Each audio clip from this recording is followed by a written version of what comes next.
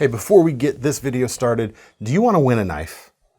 Like this knife right here, or this exact knife right here, the 888 Max from Zero Tolerance, a wonderful yet discontinued model. Follow the link in the description or the QR code that we've got up in the corner for you right now, and you'll know exactly what you need to do to sign up for it.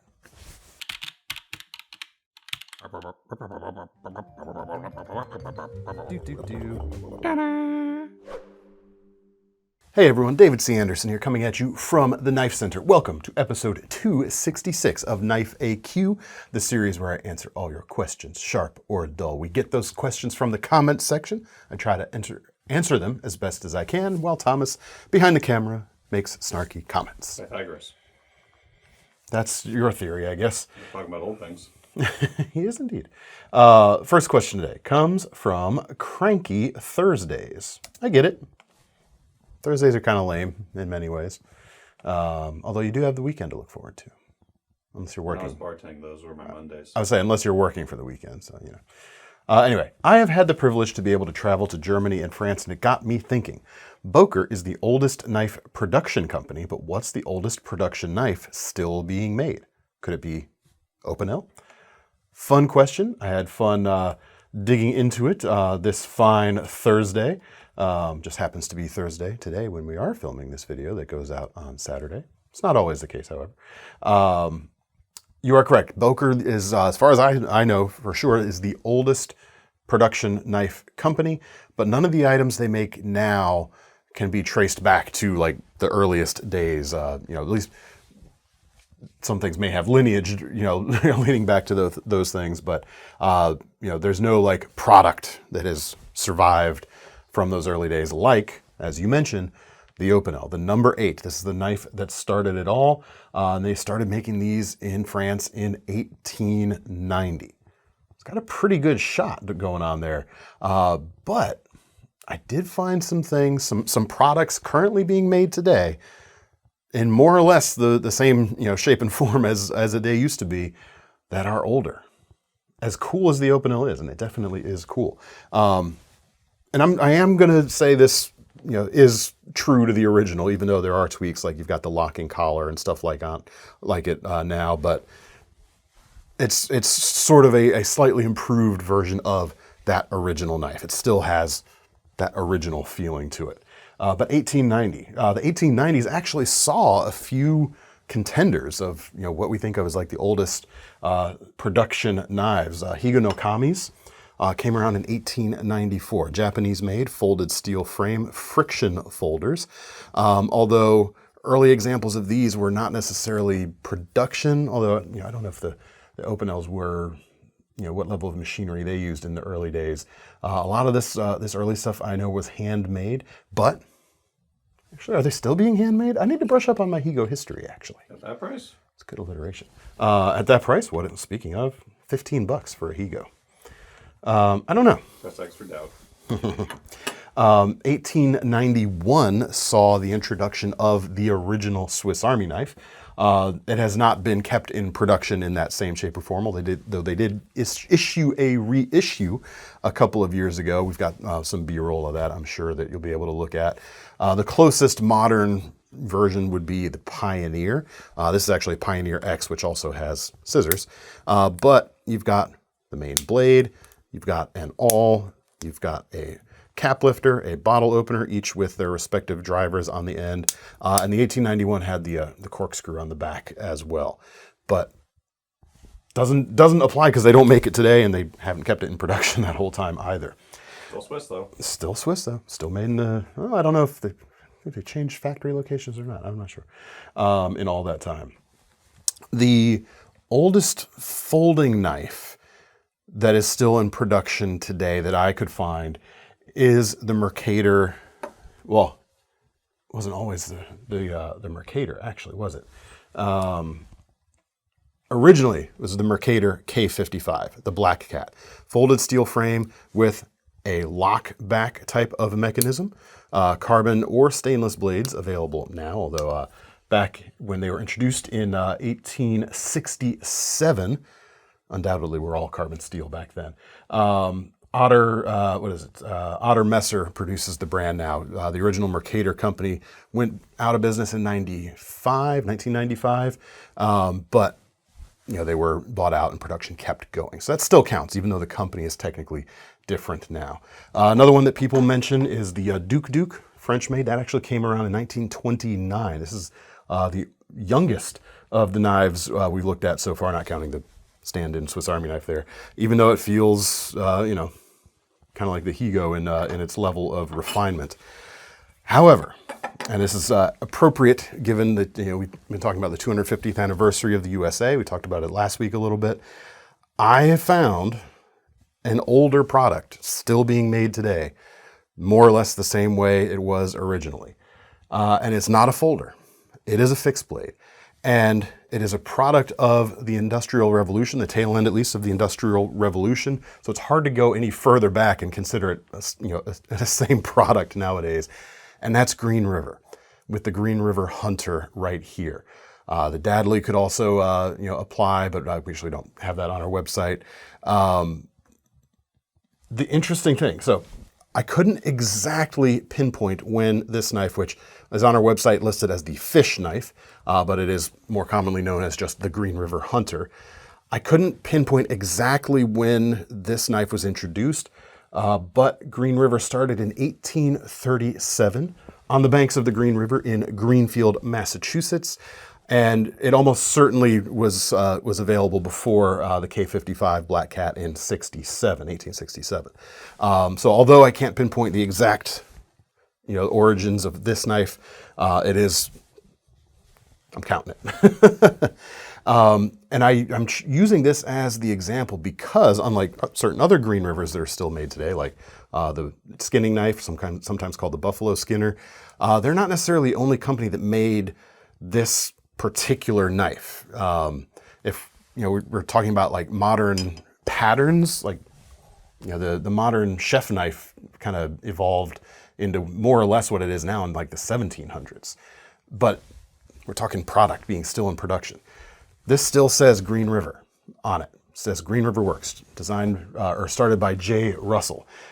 Dexter bought the company out during the Depression, I believe, meaning it is now Dexter Russell is the parent company of the Green River Knives. But this is pretty cool. Interesting thing about the Green River, it was incredibly successful, and their butcher knives in particular are kind of known as the knives that won the American West. In fact, Green River was a byword for quality back in the day. The phrase "up to Green River" meant it was up to the standards that Green River, put into their blades. It was that phrase was a mark of high quality.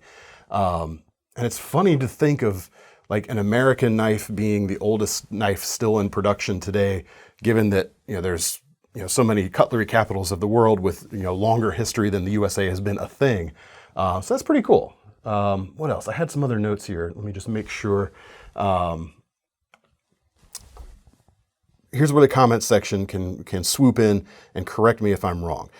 This knife, if you're in the know at least, you look at it now and it's identifiable as a Green River product. Whereas if I held this the other side, you wouldn't know if it was a Green River or any number of different brands at that point.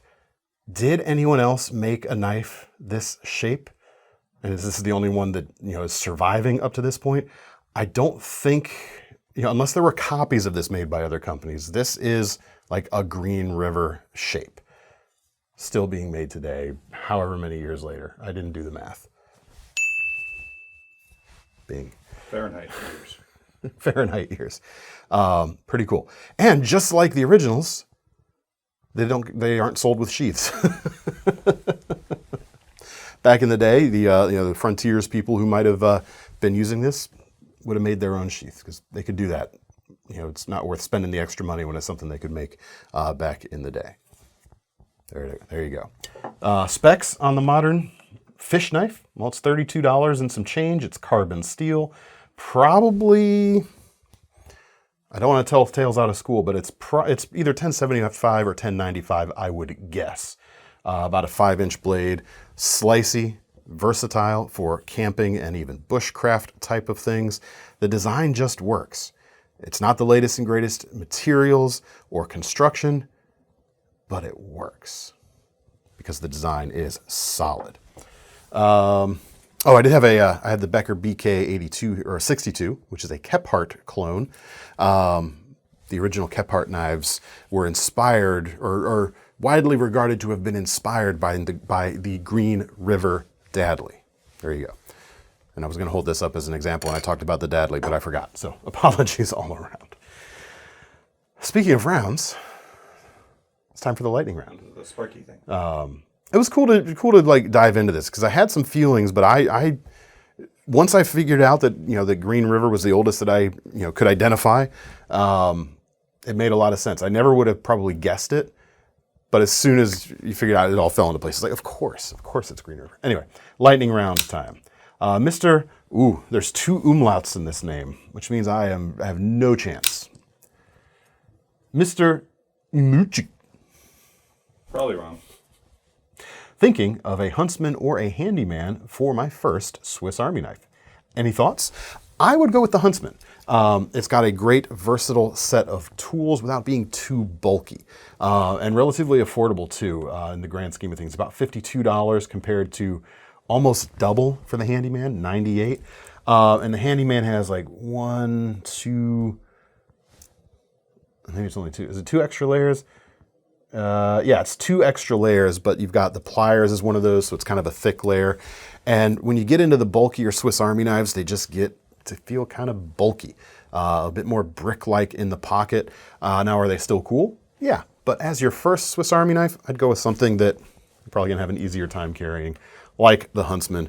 It's got a great set of tools. It's good for EDC. It's especially good for outdoorsy type of works. You got the 2 blades. You got a saw. You've got the scissors. You've got the openers we already talked about. Corkscrew on the back. Great for camping because it helps untie stuck knots. There's another model, and I always forget the name, that is the Huntsman, except you get a Phillips head instead of the corkscrew. We'll put the name of it here too, because again, I'm unprepared in my mental state of being. So I'd go with the Huntsman or that one, but not the Handyman. Not for your first Swiss Army knife anyway. And welcome to the Swiss Army Collective. Twisneski asks, I'm wanting to get my dad a gift for his birthday. Which would you choose and why? Launch 21 or Launch Iridium? This one's kind of almost a distinction with no difference, but there are some subtle differences between the two. The Kershaw Launch series, fantastic entry into the automatic knife world. You've got the quality, made in USA, without as high of a price tag as many of the competitors. $168 for this Launch Iridium, $162 for this Launch 21. Length is about the same. The differences are subtle. The Launch Iridium is probably a little more general purpose EDC. I'm talking small degrees of difference here. About 3.5-inch blade, Magna Cut steel. So it's easier to carry and to care for because it takes up a little less room in the pocket than the 21. And the steel is a stainless steel, but of course, great high performance there. The Launch 21 ships with M4 steel, very tough and high edge retention steel as well, but not stainless here. And it is a little bit bulkier in the pocket. Prohibitively so? I wouldn't say so, but you can see the difference next to each other. So given the fact that the blade lengths and sharpened edges are almost identical, if size of the handle or size in the pocket you think might be a consideration for your dad, go with the Launch Iridium. If the bulkier option sounds better, go with the Launch 21. Stainless or carbon, bigger or smaller. I hope that helps. You can't go wrong with any Launch knife though, pretty much, I would say. All right, now we come to our most final question of the day, which is, as always, our most seriousest question of the day, which comes from Klube. Probably. Mr. DCA, sir, I have slightly larger than average hands. I'm looking for a fixed blade with a nice big handle. Also, I would like the knife to be a big, thick, heavy piece of steel. I want to know I'm holding $250 worth of steel in my hands. Is there anything you recommend? Leather sheath preferred, thank you. Well, I don't have a leather sheath option. I forgot about that part when I was picking it out. but you can have a leather sheath made. I started with the Lilchete, $232, so it's in your budget. 8.39 inch blade, or 8.38 quarter inch thick carbon steel, with my slightly larger than average hands, which are slightly less large than your slightly larger than average hands, have plenty of real estate. But it's almost, you could go bitter. You could go bigger, better, bigger, better, bigger, butter battle book. You're gonna have to break the budget a little bit. $284 for this Tops Lchete. There's nothing like, holding the Lilchete and going, it's the Lil version. It's not, you said you wanted to feel like you had all that big, dollars worth of hunk of attitudinal steel in your hand. And it's hard to do that when you got the Lil in front. So you could go with the Lchete. Maybe don't go with the camo blade option, because it can be hard to see if you want to really see you've got that much steel. But they'll never see you coming. In the hand. There is that. But he wants, the visibility is important in this case. $284 for this. But then I thought, if you're already busting your budget by, whatever, 30 some dollars, why not go double that instead? The Gnunting from Tops. $310. Quarter inch thick, yet again, 15 3/4 of an inch of hawk build blade, and I think you've got plenty of handle length in there to get options done.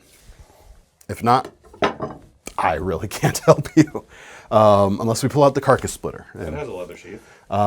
It's also quite a bit more expensive, though. Like more than what is it, like triple $250 now? I haven't looked at the price of the carcass splitter lately. Pretty sure we've already eliminated our budget. Yeah, but within reason. Yeah, it's a $700 carcass splitter if you're going for the carcass splitter. You'll find the difference in the couch. Oh goodness! You could always go with that, and it's got a leather sheath, plenty of handle. Maybe if I pull the snap on the correct side of the daggone sheath. It's been too long since we pulled it out. If you buy it, it won't say KnifeCenter on it. That one's just ours with our older logo on it. But anyway, I keep saying I'm going to clean the rust spots off the front of this, but I haven't gotten around to it. That's patina. That's Patina. She works in reception. Been here a while. Anyway, that's all we've got for today, folks. Keep your questions coming, including, of course, your most seriousest questions. We can't keep this series going without them. If you have some alternate suggestions for some of our folks here, go ahead. If you know of an older production knife still being made today, I'm not saying like an older production knife that preceded these, but then went extinct at some point. We're going for still in production today. What's the newest knife that lets you reach into the past the furthest? I think that's where a knife like this is just a really cool thing to still be able to get your hands on. So if you know of something I missed, drop that in the comments as well. To get your hands on any of these items, check out the links in the description, which will take you to KnifeCenter.com. And if you want a chance to win that ZT888, don't forget to sign up for that giveaway at the link below. And while you're over there at the Knife Center, don't forget about our long-running Knife Rewards program. It gives you free money to spend on your future purchases, as well as options like Sezzle at checkout if you want to break things into smaller payments, like, maybe bringing that carcass splitter down into some more manageable monthlies. That's all for now. I'm David C. Anderson from the Knife Center. That's Thomas behind the camera, and we're signing off. See you next time.